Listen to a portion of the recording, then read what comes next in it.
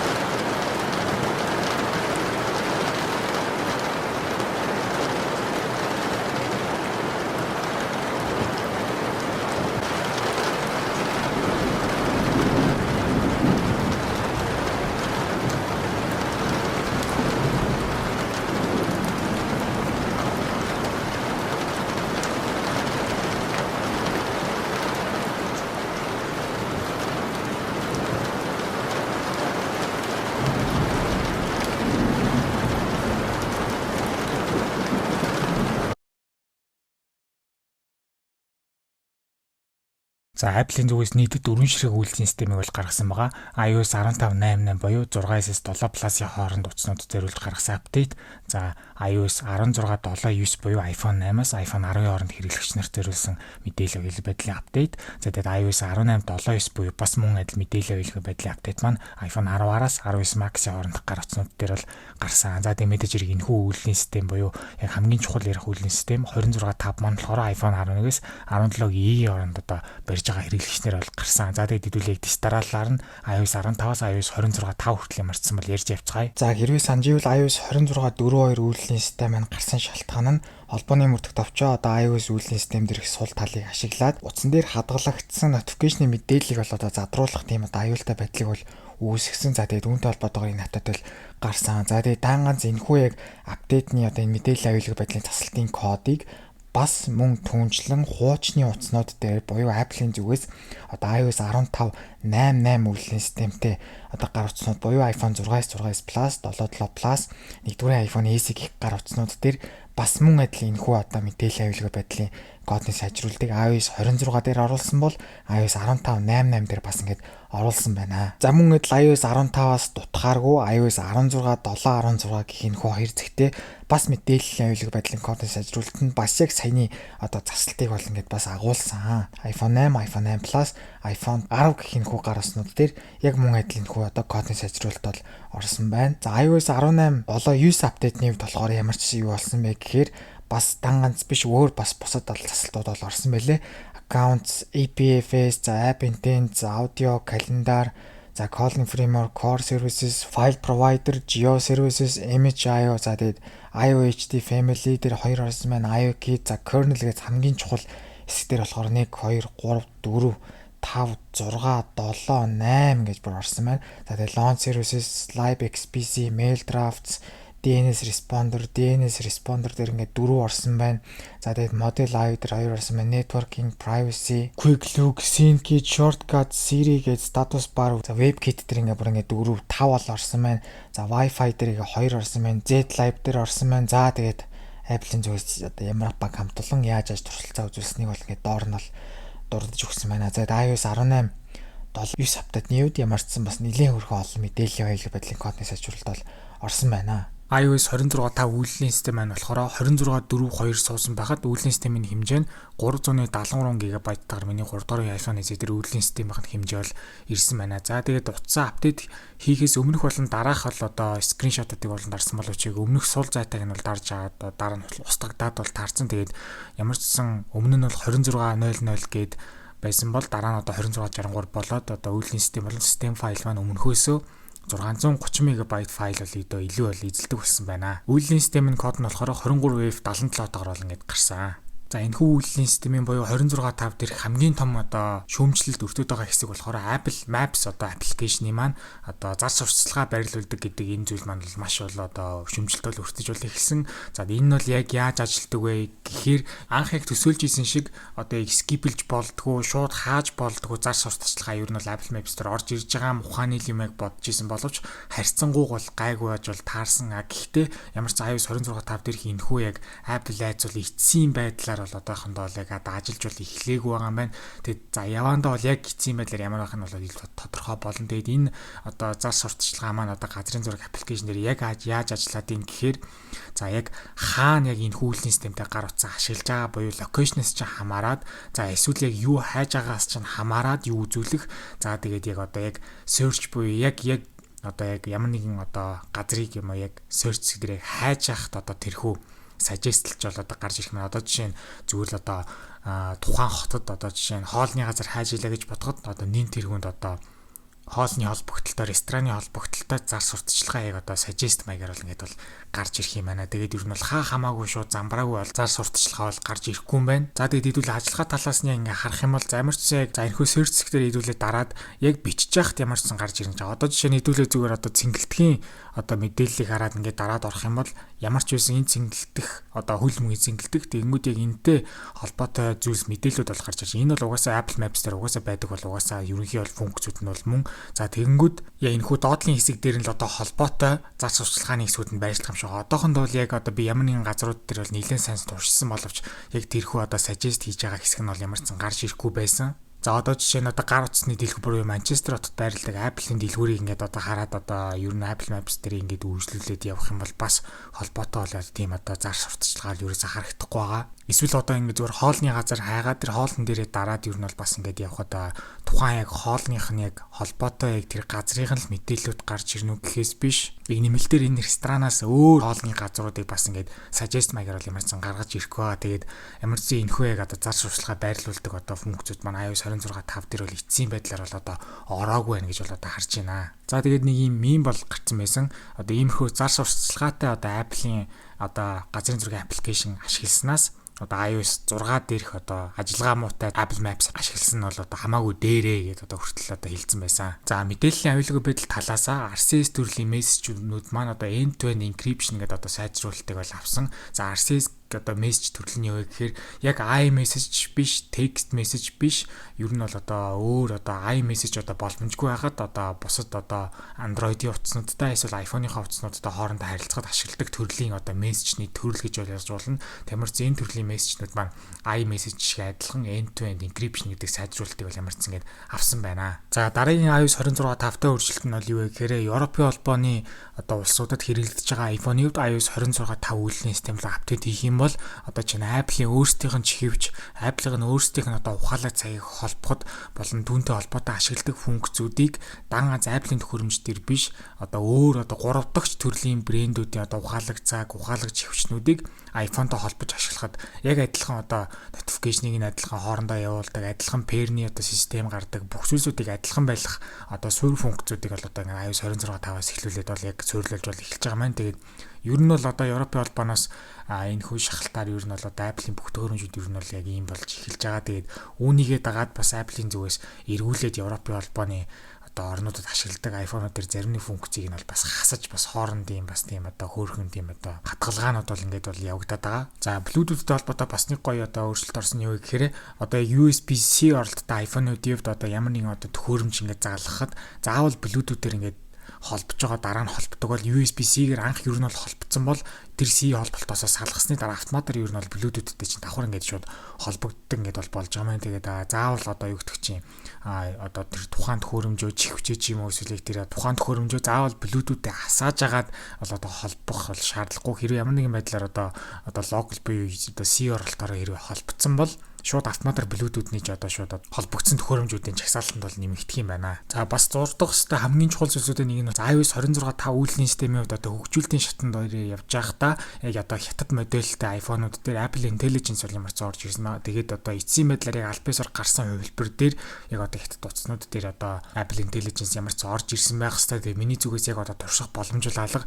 Тэгээд яг миний бичлэгийг яг үзэж байгаа хүмүүс хэрвээ хятад модельтэй iPhone ашиглаж байгаа бол Apple Intelligence ингээд одоо ашиглах боломжтой болсон үгүйг ямар ч та нар нэг шалгаад comments дээр бол одоо бичээрэй. За wallpaper-тэй холбоотой бол өөрчлөлт бол орсон байгаа. За энэхүү яг одоо өөрчлөлтийг бол би бол ярихгүй та нар бол интернет дээрээс өөрсдөө хайж агаад iOS 26.5 дээр одоо wallpaper талаас ямар шинэ өөрчлөлт орсныг бол одоо та нар өөрсдөө бол ороод сонирхоорой. За бас нэг юм сонирмол юм яваадсан. Энэ юу гэхээр яг уртлагын камерыг сонгож жагаад одоо яг цагаан гадаргуур руу ойртуулад ингээд одоо iPhone-а байрлуулах юм бол ингээд навчиж ингээд хасж байгаа юм одоо нэг тийм зүйл бол ингээд гаргад юм шиг. Энэ бол нэг хэсэг нилээн одоо Twitter-ээр бол яваадсан. Яг ингэж одоо өнгө юм гаргаж байгаа нь бол интернетээр бол нилээн яваадсан. Тэгэд би энийг туршиж байгаа дээ залхуу өрөө тэгээд болцоо. Та нар ингээд туршаад үнэхээр ингэж гин үгүй гэдэг бас ингээд comments дээр бичиж болно шүү. За энэхүү iOS 26 5 үйлдвэрлэлийн системийн мэдээллийн аюулгүй байдал талаас ямар кодны сайжруулалтуудыг бол орсныг төлөө бол харцгаая. За хамгийн ихэнд бол accelerate хэсэг дээр орсон байна. Accounts хэсэг дээр, за IPFS дээр, App Intents, за Apple JPEG дээр орсон байна. Audio, Core Animation, Core Services, за Core Symbolic Cards, за тэгээ File Provider, Image IO дээр 3 орсон байна. IOHD Family гэдэг өмнөх одоо iOS 18 дээр орсон зарим засалтуудаас iOS 26 4 дээр бол адилхан явж гин. За тэгээд IOKit, iOS Surface Accelerator, за Kernel хэсэг дээр ингээд 5 орсон байна, 6 орсон байна. За Launch Services, DNS Responder дээр ингээд 3 орсон байна, 4 байна. Одоо Model I/O, Networking, Quick Look, SyncKit, Screenshots, Shortcuts, Spotlight, Status Bar, Storage, WebKit дээр ингээд 4 5 орсон байна. За ингээд Web за 5 биш 6 7 8 9 10 ер нь бол нилээх орсон. За тэгээ WebRTC, Wi-Fi, WidgetKit, ZLive гэдэг ер нь бол маш олон бол орсон мөн харж байна. За тэгээд Apple-ийн зүгээс хамгийн доотлын хэсэгт нь ямар баг хомтой айл хэсэглүүд дээр одоо яа тусалцаа үзүүлсэнийг нэмэлтээр ингээд одоо талархаж бол ингээд бол дурдсан байна. Энэ дээр л үнэхээр олон бол байгааг л харж болж байна. Үйлдвэрлэлийн систем болгон дээр ирдэг Geekbench онооны хувьд болохоор CPU SKU single core score нь 2333 оноо авд дунд авдаг ононоос бол ямар ч өндөр оноо авч чадсан. Multi core score-ийн хувьд болохоор 5852 оноо аваад бас дунд авдаг ононоос нэг ойролцоогоор 400 гаруй оноо илүү авч чадсан. За GPU SKU болохоор бүр одоо гайхалтай буюу 17835 ононоос бүр 18900 бараг 19000 оноо аваад бараг одоо 2000-ад оноогоор бараг илүү болоод ингэж болж чадсан. За тэгээд хэрвээ та нар энэ бичлэг үзэж байгаа бол 26.5 дээр хэр байна вэ гэдэг ямар утсан дээр вэ гэдэг комент сектор болоод бичиж бол бусдаа бол заавал одоо хуваалцаарай. Тэгээд ер нь бол ингээд 1000 хэлсэн ч ингээд ер нь яг энэ зүйлийг бас биелүүлдэг хүн ер нь бол маш ховор байна. Тэгээд яагаад юм бэ гэдэг мэдгүй зүгээр л одоо бусдад тус болохын төлөө та нар одоо тий өөрсдөө гар утсыг батарей бол ажиллагаа талаас хэр байна вэ гэдгийг одоо заавал бусдаа бол хуваалцаж бол ингээд биччихье. Тэгээд би нэг л зүйлийг л одоо гуйдэн шүү дээ. Тэгээд одоо энэ зүйлийг л одоо биелүүлэх хэрэгтэй. Тэгээд та нарын гар утсан дээр iOS 26 5 үйлдвэрлэлийн систем одоо хэрвээ одоо жишээ миний хувьд одоо чинь 3 дугаар iPhone SE дээр гэхэд батарей талаас бол мэдээж хэрэг өмнөх 26 4 2-тойгоо харьцуулахад бол үнэхээр муу болсон. Ажиллагаа талаас бол мэдээж хэрэг ерөнхийдөө бол одоо гайгүй бол байгаа. Намайг үздэг хүмүүстээ зориулж Discord сервер бол нээсэн. Тэгснээрээ та нар хоорондоо юм бичих боломжтой болсон байгаа. Тэгээ би биентэйгээ гоё нээлттэй бол харилцаж байгаарай. Тэгээд Discord маань нэгтгэхийг хүсвэл description хэсэг дээр линкийг нь тавьсан байгаа. За дараагийн гарах үйлдвэрлэлийн систем талуудаас нь ярих юм бол за ямар ч байсан iOS 26 5.1 үйлдвэрлэлийн систем бол гарч магадгүй.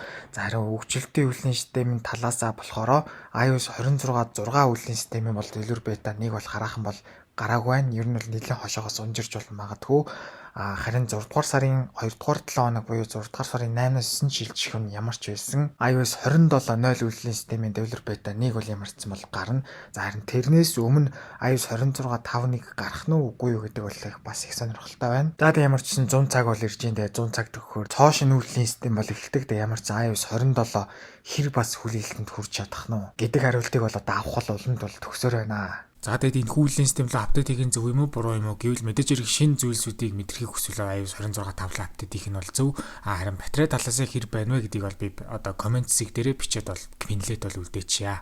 За мэдээний хэсгнүүд дээр болохоор их сонирхолтой зүйлсүүд бас өнөөдөр бол багтсан байгаа. За хамгийн ихний зүйл нь болохоор одоо 100 болох ч байгаа WWDC 26 буюу одоо дараагийн үйлдвэрлэлийн систем танилцуулах одоо ивентний маань одоо дүрс одоо гарсан байлээ. За энийг та нарт бол сонирхолтой бол харуулах гэсэн. За дараагийн зүйл нь юу вэ гэхээр нэг юм зүгээр өөрийнхөө компьютерийнхоо веб камерыг ашиглаад Vision Pro дээрх бодит байдал дээр дижитал дүрсийг буюу дийлэг маягийн зүйлсийг симуляц хийх зүйлийг одоо хийснээрээ бол одоо Twitter-ээр бол нэлээд бол шуугсан. Яагаад вэ гэхээр яг энэ Vision Pro дээрх үйлдэл хийхэд бол Apple компани зүгээс бүхэл бүтэн технологийн компани маш олон инженерийг маш олон одоо удаан хугацаанд ажиллуулж одоо бодит байдал дээр дижитал дүрсийг симуляц хийх одоо үйлдэлийг хийсэн бол энэхүү хувь хөгжүүлэгч маань өөрөө бас би ингэж хийж чадсан шүү гэдэг одоо бас нэг өөрийнхөө кейсийг бол одоо харуулснаар их бол онцлог болсон. За нэг Аарон гэдэг бол залуу байдаг. Энэ залуу бол надад бол бодоо яаж ийм амар хийцгүй гэдэг ингэж л гайхшруулсан зүйлсийг бол дандаа бол одоо бичдэг. Жишээ нь бол одоо зүгээр л App Store дээр нэг аппликейшн орсон юм байна.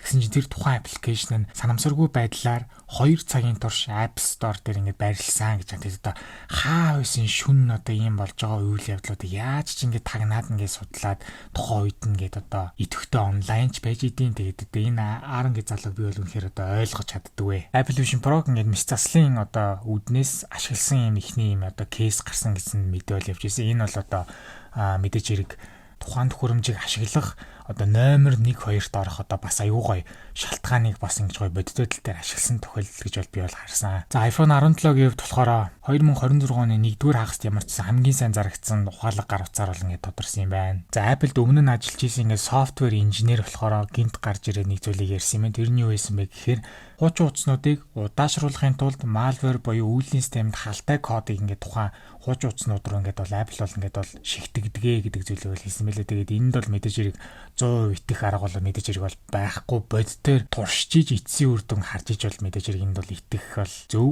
Түүнээс зүгээр нэггүй юм яриачуд энд бол итгэж мэдээж хэрэг болохгүй. Энийг яг гоё баримттайгаар яг 100% яг гоё дүрсжүүлээд яг гоё баттай зүйл болж гарч ирвэл их сонирхолтой зүйл бол санагдсан. За дараагийн гарах AirPod-ны бас нэг гоё одоо тамаг мэдээнүүд гарч ирсэн байлээ. AirPod маань өөр дээрээ камертай болоод тэр камераараа дамжуулаад одоо химэл оюуны үйлдэлүүдийг хийгээд эргэн тойрныг одоо таних буюу visual intelligence-ийн үйлдэл ингээд AirPods дээр орж ирнэ гэдэг мэдээлэл явж байсан. Энэ бол бас давгүйс санагдсан. Харин батарей талаас одоо яад юм бол доо гэсэн мэдээж ирэх бас санаа зовох асуудал бол зэрэг бол үүсэж байгаа. За хамгийн сүүл дээрх мэдээ нь бол хамгийн том мэдээ бол байгаа. Энэ яг ямар мэдээ вэ гэхээр Apple Intelligence-ийн одоо уналттай холбоотой мэдээ байгаа. Apple-ийн зүгээс албан ёсоор бол одоо 250 сая Америк ам долларыг одоо хэрэглэгч нартаа эргүүлж бол төлхийг бол зөвшөөрсөн байна. Энэ яг юу гэсэн үг вэ?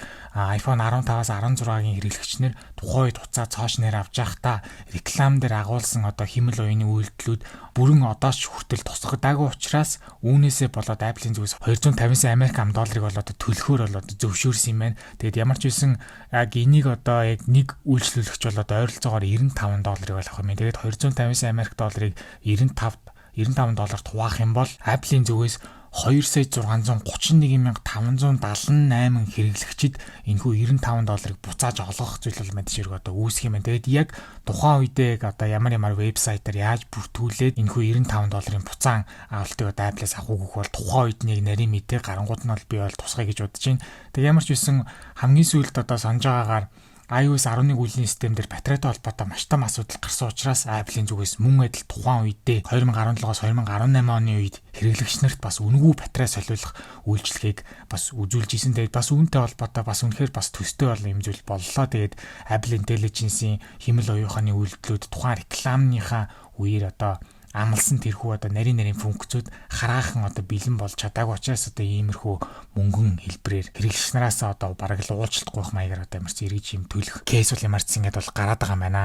За нэг таагүй мэдээ нь болохоор зөвхөн Америк нэгдсэн улсад хэрэглэж байгаа хэрэглэгч нарт бол хамаатай юм шиг байна. Тэгээд iPhone 15-аас 16-гийн хооронд буюу худалдан авалт хийсэн хугацаа нь яг 24 оны 6 сараас 25 оны 3 сарын хооронд яг худалдан авалт хийсэн энэхүү загвар дээрх утаснуудыг барьж байгаа хүмүүс яг энэхүү $95 эргүүлж одоо авах нөхцөлийг бол одоо хангах юм байна. За тэгээ яг тооцох юм бол яг тухайн үед нь зарагдсан яг Apple-ийн тэрхүү төхөөрөмжнүүдийн тоон бол ойролцоогоор 37 сая ширхэг бол байгаа юм байна. Гэтэл яг үндэ Apple-ийн төлөх мөнгө нь бол ойролцоогоор одоо 2.6 сая хэрэглэгчдийг л одоо мөнгөн дүнгээр бол ямарчсан эргүүлж бол төлөх юм байна. Тэгээд энэ бол Apple-ийн зүгээс жоохон гарнаасаа одоо муухагаар хэлвэл одоо татгансан байна л гэж одоо хэлэхээр л байна л да. Тэгээд за өмнө нь бол ингээд Apple-ийн дэлгүүрээс хэрвээ оюутан сурагч бол ингээд одоо MacBook худалдаж авах одоо хөнгөлт эдэлдэг байсан бол одоо заавал одоо өөрийгөө оюутан сурагч гэдгийг баталгаажуулж энэ хөнгөлтөнд бол одоо чинь хамрагдах юм байна. Өмнө нь бол яг энэ шалгуур нь арай тийм одоо хөнгөн хуймгаа байсан бол шалгуур маань илүү нарийн болоод яг үнэхээр яг оюутан сурагч бол яг энэ хөнгөлтийг бол одоо өгдөөлсөн юм. Ер нь л давхар баталгаажуулж иж